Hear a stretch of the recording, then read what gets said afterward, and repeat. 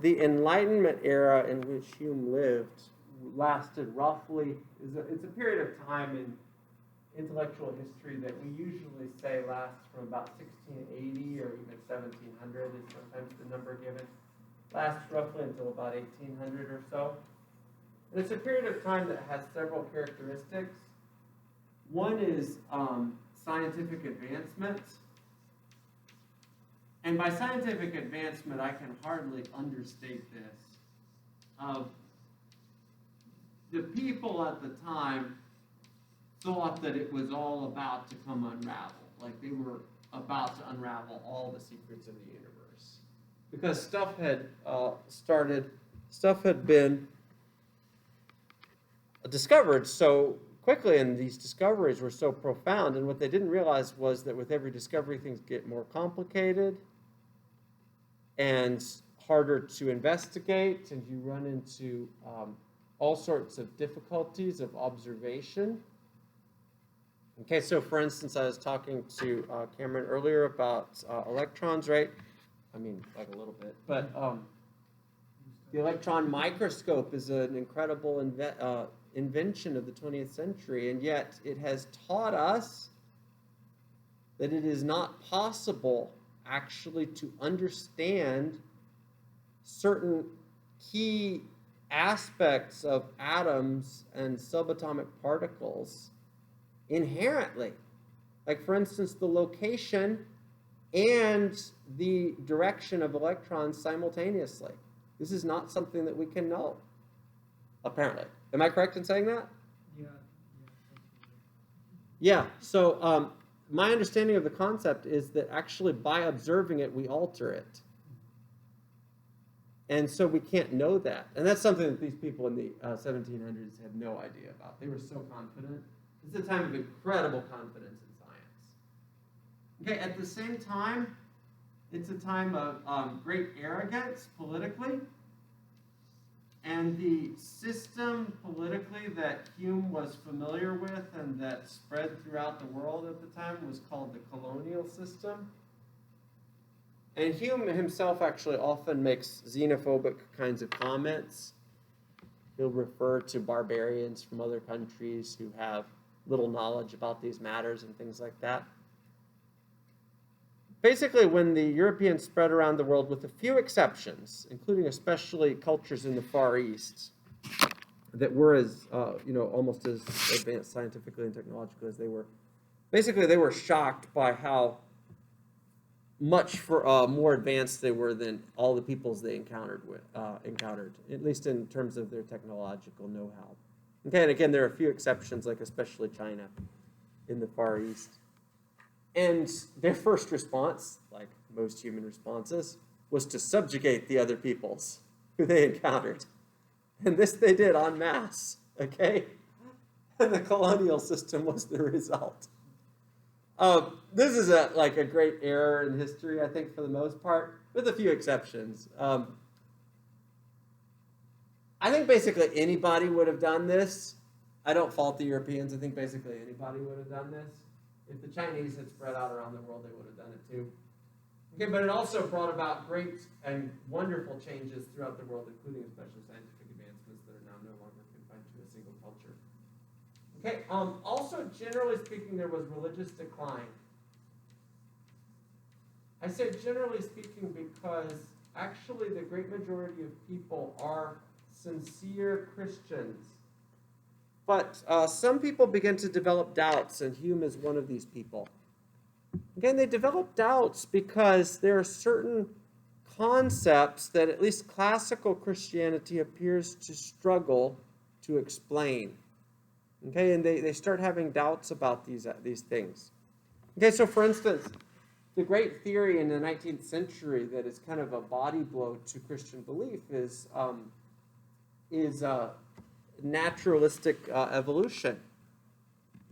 Because here's this alternative explanation for the origin of things, which is not found in the biblical account. It's nowhere in the biblical account. In fact, we have this wholly other origin story, which I think is actually intended to be a fable, and I think it's wrong to interpret it as a literal origin story, but that's another thing. And I should have stopped the video. Okay, well, I didn't. Okay. You can be a sincere Christian and not believe in a historical Adam and Eve. Okay, and so because of the rise of these alternative explanations for things like human origins, and it's not just human origins, but other kinds of alternative explanations, there begin to arise doubts in the minds of intellectuals about the truth of the Christian belief system. Okay, now, of course, I think that the proper response of Christians when encountering scientific breakthroughs, which appear to be correct, needs to be to grapple with these breakthroughs and to figure out what they mean in terms of Christian theology, rather than to try to resist the breakthroughs and assume that they're false because they seem to be an initial conflict with Christian theology. But this was a thing that was going on and that was being thought through at the time.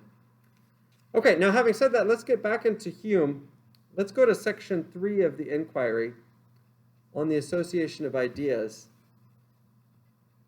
And again, Hume is just canvassing the mind and talking about some very subtle things about the mind. And he says, though it be too obvious to escape observation that different ideas are connected together, I do not find that any philosopher has attempted to enumerate or class all the principles of association, a subject, however, that seems worthy of curiosity. To me, there appears to be only 3 principles of connection among ideas, namely resemblance, contiguity, and time or place, and cause or effect. Okay, this is a famous set of mental operations. Resemblance, contiguity, and time or place, and cause or effect. Okay, what Hume is saying here is that in order for the mind to think a thought, it has to have thought a previous thought. And there has to be something in that previous thought that led to the further thought. You can't have a thought ex nihilo, in other words, out of nothing. And Hume is, moreover, he's listing the connections between thoughts. Okay, resemblance, contiguity in time or place, and cause or effect. Okay, so I'm thinking right now of my lovely wife. I'm thinking now about how my wife told me this morning she was taking the children to Burger King. I'm thinking now about Burger King's fatty burgers. I'm thinking now about how fast food tastes great when it's hot and you just have it right off the grill. And then later on, as it cools and the grease congeals, it tastes horrible and it feels like a horrible aesthetic experience. Okay, I'm now thinking of other horrible aesthetic experiences. Okay, and so on, and so it goes, right? Okay, so the mind uses resemblance, contiguity in time or place, and cause or effect in order to leap from one thought to another. Okay, now, having made those distinctions, Hume wants to use especially cause and effect in order to deliver really a body blow to the sciences. Hume was a man of the Enlightenment at a time of great scientific confidence. He's also known as one of the destroyers of the Enlightenment because of his trenchant insights, which demonstrates that the sciences do not, in fact, show us certain knowledge. So let's turn to section 4 now to start looking at some of his, a bit of his assault upon the sciences. And I want to especially focus on matters of fact, because that's the key, is matters of fact. And I'm going to dip in here and there and read different sections, so you can read along with me if you want to try to do so, but I have to warn you I will be moving down from paragraph to paragraph. Hume writes, matters of fact, which are the second objects of human reason, right? Relations of ideas and matters of fact, are not ascertained in the same manner. Nor is our evidence of their truth, however great, of a like nature with the foregoing, that is, with relations of ideas. The contrary of every matter of fact is still possible because it can never imply a contradiction and is conceived by the mind with the same facility and distinctness as if ever so conformable to reality. Skipping down. All reasonings concerning matter of fact seem to be founded on the relation of cause and effect. By means of that relation alone, we can go beyond the evidence of our memory and senses. Okay, that's a very important assertion. Hume is saying that in order to interpret matters of fact and reason with regard to matters of fact, we must do so in terms of cause and effect. Okay, and if you skip down a little bit further to the next paragraph, Hume writes, if we would satisfy ourselves, therefore, concerning the nature of that evidence which assures us of matters of fact, we must inquire how we arrive at the knowledge of cause and effect. Okay, so take the sentence, it is raining in Houston, a matter of fact. Hume says, in order to determine the truth of this, we first of all have to do a meta-exploration of the knowledge of cause and effects and of how the cause and effect operation works when the human mind engages in it. Okay, and this is a key point that he makes next. I shall venture to affirm as a general proposition which admits of no exception, in other words, there's no exception to this claim, he says, that the knowledge of the cause and effect relation is not in any instance attained by reasonings a priori, but arises entirely from experience, when we find that any particular objects are constantly conjoined with each other. That's a really important statement, actually, the importance of which will not become fully evident until later on. You can never find prior to the actual experience itself. You can never determine what is going to happen. You can never determine what the truth is. You can never determine what is the case prior to the actual experience itself. Causes and effects are discoverable not by reason then, but by experience for Hume. You have to have had an experience in order to ascertain that some cause and effect relation is connected. Okay, let me go ahead and illustrate this.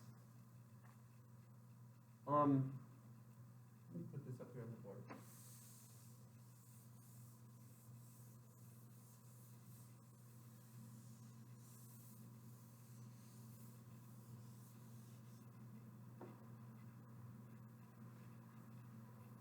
So back before video games, the way when I was a teenager, we hung out and had fun socializing was playing ping pong and pool. Okay, everybody seen a pool table? So we kind of still know what these things are, even though we probably only play versions of pool on our handhelds. Okay, I don't mean to like condescend or anything, but that's kind of, I gotta like establish that people know what pool is. This is a pool table. Corner pocket, corner pocket, corner pocket, corner pocket, side pocket, side pocket. Okay, if you're playing standard 8-ball pool, the cue ball strikes an 8-ball at the end of the game. Right, so here's the cue ball. All the other balls have been removed from the table, the stripes and the solids, by virtue of various plays.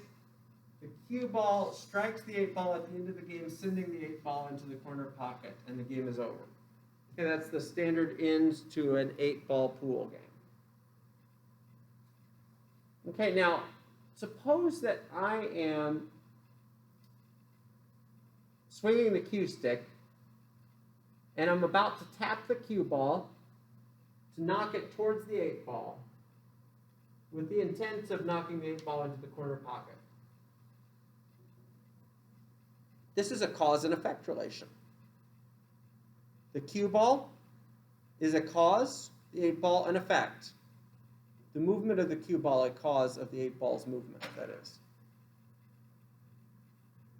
Suppose you are an observer watching me with this cue stick, striking the cue ball, intending to hit the 8 ball.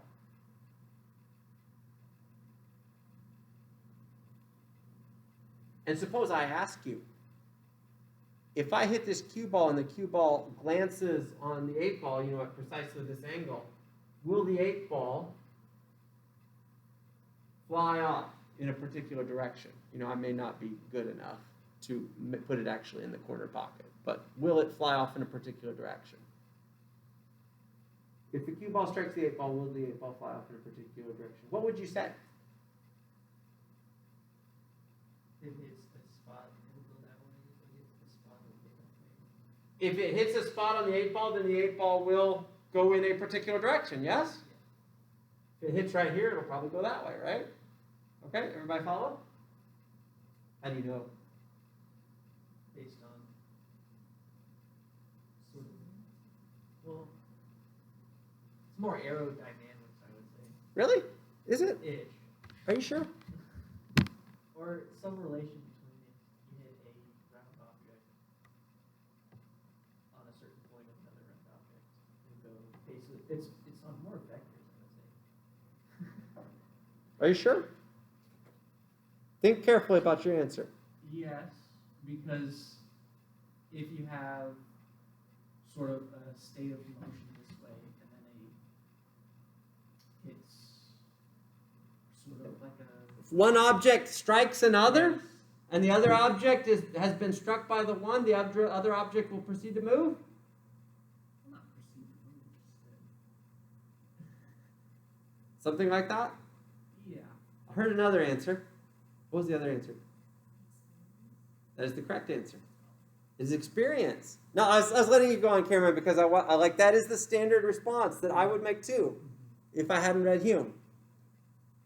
Hume says, the way you know that when the cue ball strikes the 8 ball will move is from experience. Okay, and we can come up with all sorts of theories about aerodynamics, about vectors, about friction, about masses striking each other, and impacts leading to velocities of vectors and so forth. But at the end of the day, all that we can go upon is past events, experiences. And the correct response when I ask you, is the 8 ball going to move when the cue ball strikes it, is it's always done it before. That's the correct response.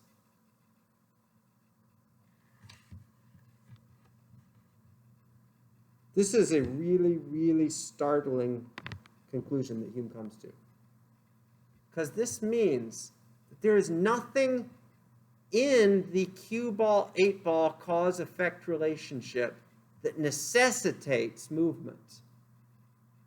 It's not as though you can say with certainty that the 8 ball will in fact move when struck by the cue ball. All you can say is with probability it will do so because it has done so every time before. This is the historical understanding of science. Science is a historical project. It may assert things with certainty, but when it does so, it speaks falsely. Okay, it may assert things and call them laws, and say they are always and everywhere the case throughout the universe. But in fact, this is not the case, because it is merely a reference to history and to the way these laws have behaved in the past. Okay, and that's what Hume is saying when he says that cause and effect are discernible only by experience and can never be ascertained a priori prior to experience. It requires experience itself to actually confirm the cause-effect relationship. Okay, I think that's a good stopping point. Let me read one sentence. When we reason a priori, this is at the end of part 1 of section 4, when we reason a priori and consider merely an object or cause as it appears to the mind independent of all observation, it never could suggest to us the notion of any distinct object such as its effect, much less show us the inseparable and inviolable connection between them. Imagine you were, I'll leave you with this thought. Imagine you were like a mental virgin, never having experienced the world. Okay, and you come across a cue ball rolling towards an 8-ball. Are you going to know beforehand that the 8-ball will move when struck by the cue ball? No, you won't, right? I was reading about an experiment that researchers did with very, very young children, like 2 or 3 month olds who had just, come into awareness of their surroundings. And early on in the experiences of these children, they realized that objects drop. Now, that's a very formative kind of thing that children realize. So the researchers set up this lab where when objects were let go of, actually hidden strings would cause the objects to rise. So initially the children are like real startled, like, whoa. But then they accept that as reality, And like their mind comes to, gets habituated into thinking that. And like they spend a couple days in this lab where like all the objects rise. And this is repeated like hundreds of times. They see, oh, okay, this is a world where things rise rather than fall. And then they're like reinserted back into the real world where objects fall. And the children are like, they're baffled. They're like, wow. Like and then I was reading about another experiment where like hidden mirrors were set up. And like a ball was rolled off a table, and usually it falls, right, when it's rolled off the table. But actually the hidden mirrors hit another table, so the ball actually stays suspended in air. And the kids are like initially startled, these 2-month-olds. And they accept that as reality. And so like experience is what teaches us that this will happen, not necessity. Okay, experience, not necessity. And that's Hume's point in this first section. Okay? Are there any questions or comments about this? Well, he would say about God's existence? Good question. So he does have some comments on that. Quite obviously, he thinks we can't know God's existence prior to experience, since he thinks that it is experience that teaches us about all, it's what is the source of all our thoughts. And I think that he's going to say that when we say things like God is omnipotent, God is omniscient, God is all good, what we are doing is we are taking our experiences of powerful things, knowledgeable things, and good things, and we are extrapolating to a maximum level what those things are. And so we see powerful things and we imagine an all-powerful being. We see knowledgeable things and imagine an all-knowledgeable being. And I think there's, to some extent, that is what humans do when they conceive of God. Does that mean that God is not all-powerful or all-knowledgeable? Not necessarily. I think he could certainly be all-powerful and all-knowledgeable, and our conception of what all-powerful and all-knowledgeable actually means when we think of God could be totally off. But God could still be those things, and it just be different than what we think of when we think of him. Yeah. Did he have any ideas on like the origin of humanity? Hume? Yeah. No. No. He doesn't seem to be interested in that question. He never devoted much thought to it. The origins question is something that people don't really